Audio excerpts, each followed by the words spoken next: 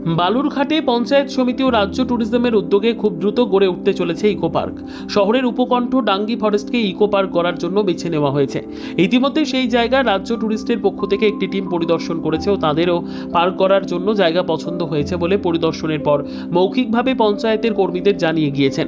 বালুরঘাট পঞ্চায়েত সমিতির আশা সম্ভবত আগামী 6 মাসের মধ্যেই তারা সরকারি অর্থ মন্ত্রক থেকে এ ব্যাপারে ছাড়পত্র পেয়ে যাবেন। তারপরে সেই অনুসারে পার্ক করার ক্ষেত্রে কাজ শুরু করে দিতে পারবেন। এদিকে শহরে আদর্শ পরিবেশ বজায় রাখার লক্ষ্যে শহরে একটি ইকো পার্ক করার উদ্যোগের খবর ছড়িয়ে পড়তেই শহরের পরিবেশ প্রেমীদের মধ্যে খুশির হাওয়া। শহরের এরকম এক পরিবেশ প্রেমী নারায়ণ কুণ্ডুর মতো উদ্যোগ ভালো।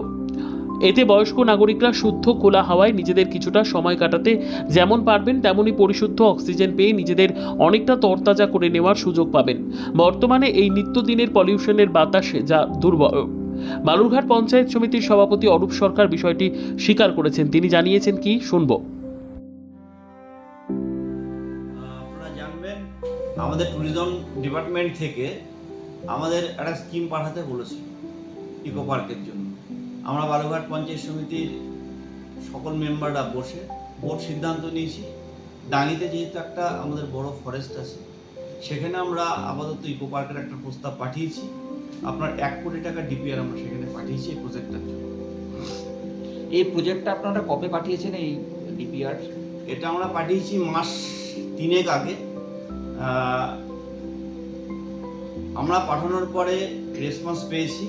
অলরেডি ডিপার্টমেন্টের ইঞ্জিনিয়ার টিম তাদের ট্যুরিজম ডিপার্টমেন্ট থেকে দেখেও গেছে। আমি আমার কর্মাধ্যক্ষ সাহেব মিলে তাদেরকে দেখিয়েছি। ইঞ্জিনিয়ার সাহেব সেদিনকে অনুপস্থিত ছিল, গেলে খুব ভালো হতো। জয়েন্ট সাহেবও আমাদের সঙ্গে সেদিন ছিলেন। অলরেডি টিম রেসপন্স টিম এসেছিল স্টেট থেকে, তারা দেখেও গেছে। এটা ডিপিআর স্যাংশন হওয়ার পর এই টোটাল প্রজেক্টটা করার জন্য কীরকম সময় লাগতে পারে বলে মনে হয়?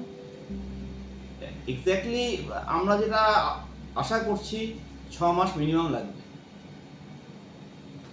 আমি বাই দিবাই শুনেছি ব্যাপারটা। এই বিষয়ে যদি কিছু আমার বক্তব্য থাকে আমি কি বলতে পারবো? হ্যাঁ। আচ্ছা, এই যে ইকো পার্ক, সেটা শুধু মানে বিনোদন ছাড়াও এর একটা প্রাকৃতিক গুণ আছে। সেটা হচ্ছে মানুষ ফ্রেশ এয়ার পাবে। সেখানে কিছু লোক একটু সময় কাটানোর জন্য যাবে। এই বিষয়গুলি তো একেবারে খারাপ নয়। ইকো পার্ক হলে পারে সাধারণ লোকেরা কতটা উপকৃত হবে? সাধারণ লোকেরা প্রাকৃতিকগতভাবে যেটা সেটাই হবে, এছাড়া কিছু নয়। কিন্তু যে সমস্ত মানে একটু অন্যরকম বলতে গেলে যে কিছু লোক যারা একটু খোলামেলা জায়গায় অক্সিজেন ভালো পাওয়ার জন্যে যাওয়ার চিন্তা ভাবনা করেন, যারা একটু চিন্তাশীল, তাদের সময় কাটানোর একটা জায়গা হবে। ব্যুরো রিপোর্ট, উত্তর বাংলা সংবাদ।